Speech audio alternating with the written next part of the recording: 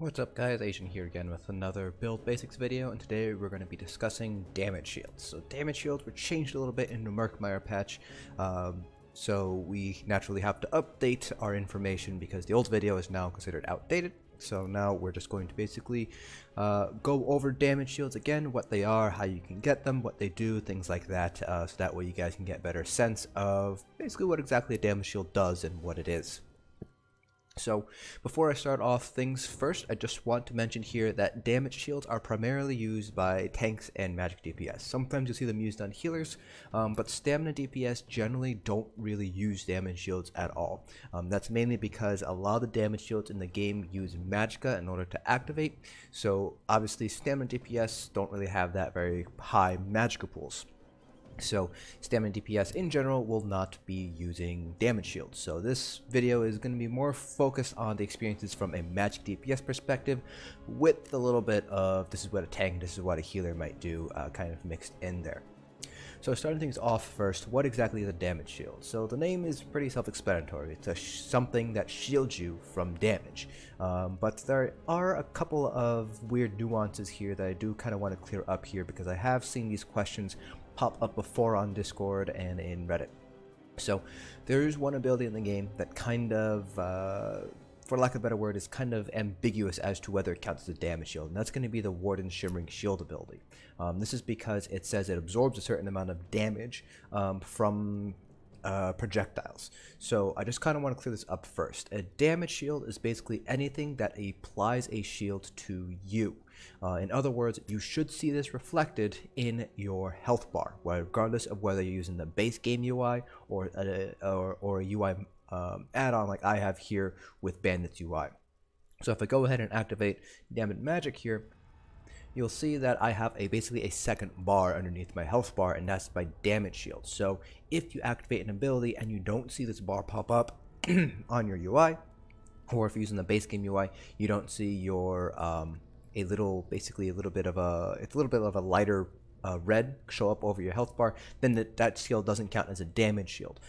So this is a little bit important for people who want to use Shimmering Shield, because damage shields do inherit your resistances from your character sheet. So Shimmering Shield does not inherit those same things from a damage shield, so it's basically a flat reduction in the damage you take from projectiles. So just want to clear that up first. A damage shield, basically you need to see an effect on your health bar, regardless of whether that's your base game UI or an add-on UI like I have here. So what exactly does a damage shield do? Basically shield you from damage, right?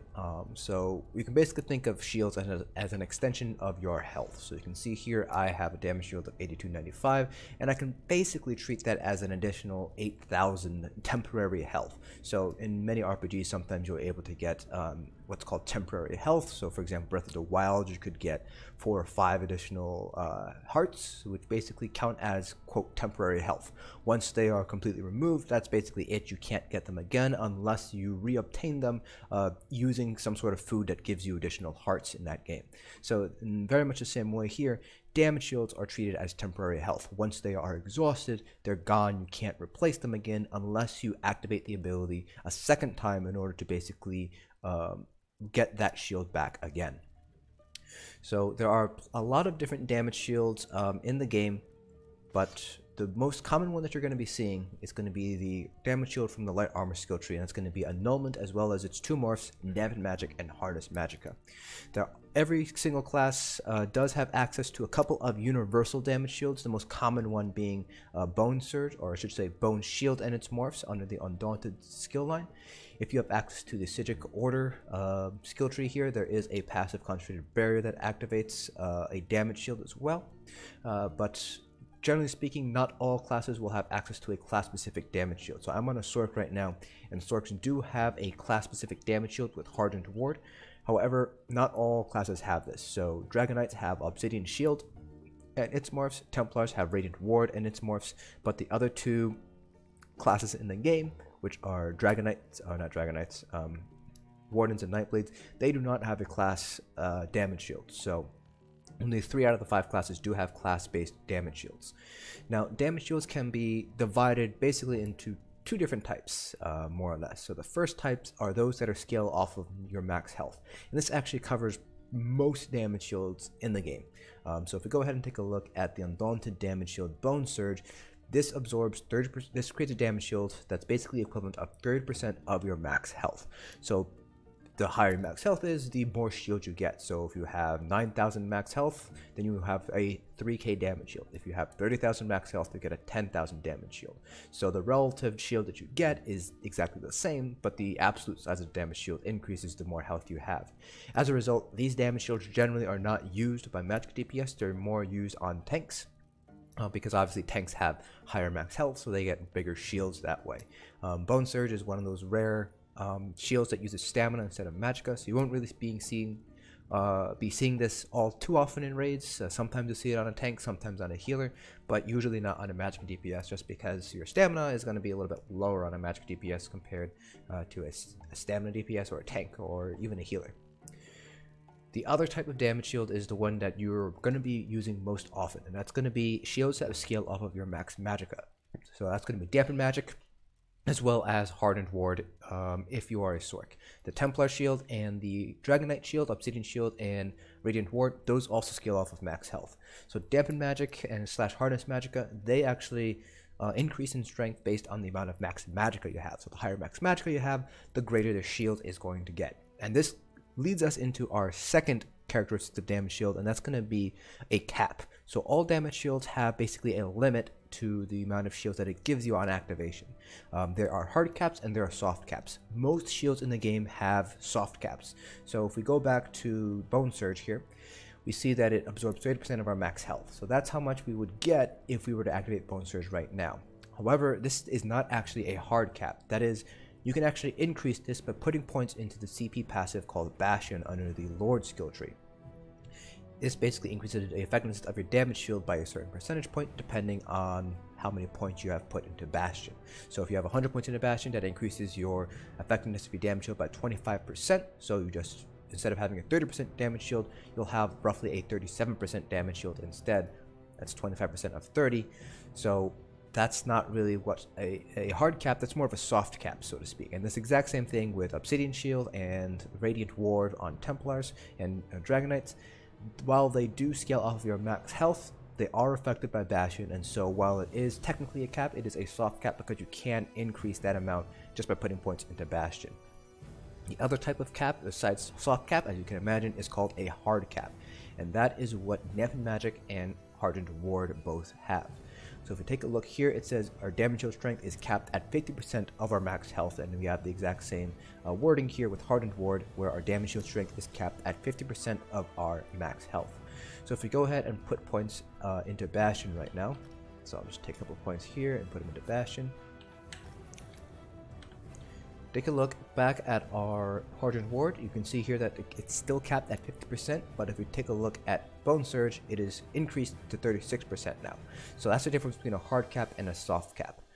Again, most damage shields in the game have a soft cap, so you're able to increase this if you put points into Bastion. The only hard caps in the game are going to be Annulment and its morphs at 40% or 50% for Dampen Magic, and Conjured Ward and its morphs, again 40% or 50% for Hardened Ward. Damage shields in that way are limited in that you can only get so many damage shields from one ability. However, damage shields can stack on each other. So if we use Dampen Magic and then Hardened Ward, you'll see that our damage shield has increased in size. So just Dampen Magic by itself gives us only 6284 in this case. But if we combine this with Hardened Ward, you'll see that it jumps up to 12,775. So different damage shields can stack on each other. Now, the downside is you will be using up a skill slot in order to do so. So that's kind of the trade-off of basically stacking damage shields. In PvP, this is fairly often used to kind of help mitigate damage for Magicka DPS and healers. But in PvE, because bar space is so vital to our Magicka DPS, you won't really see Magicka DPS running two shields in PvE scenarios. Now, the other thing about damage shields is how much do they actually protect you from. So in Murkmire, the damage shield calculation was changed. So damage mitigation was changed, as I mentioned in my damage mitigation video.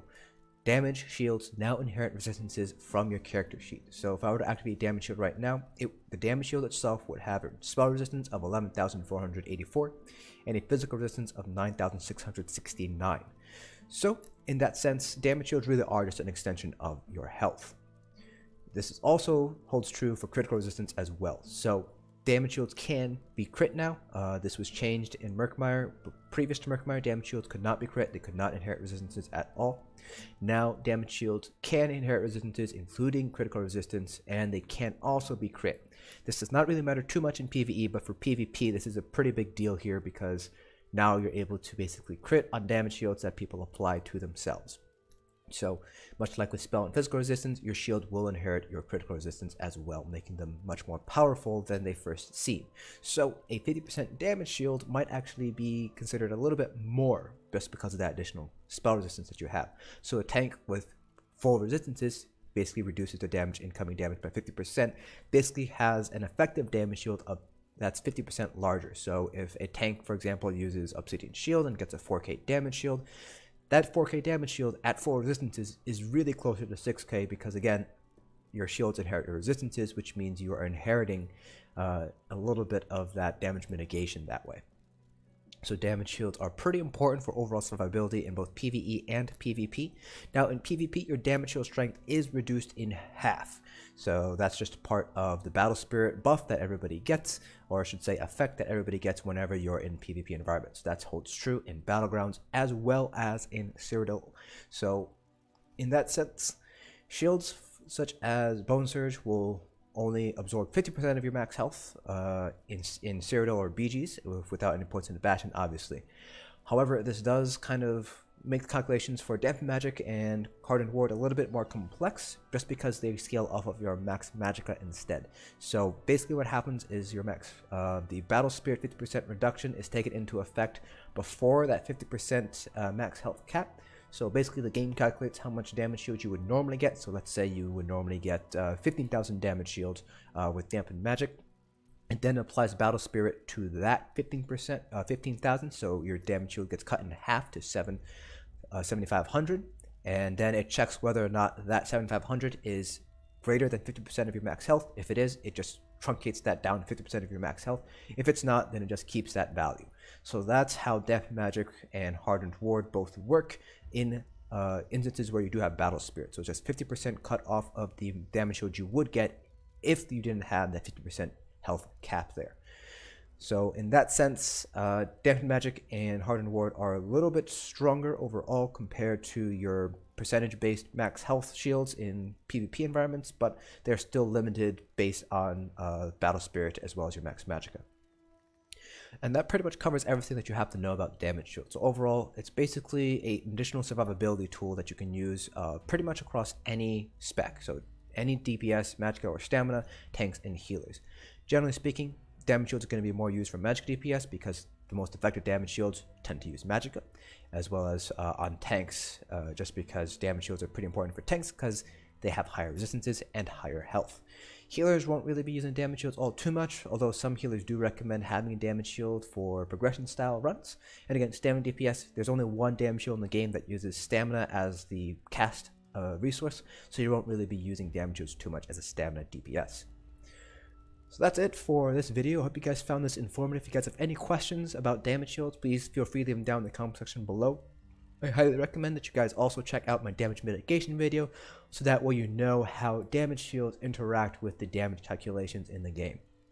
Again, hope you guys found this video informative, and I will see you guys in the next dungeon.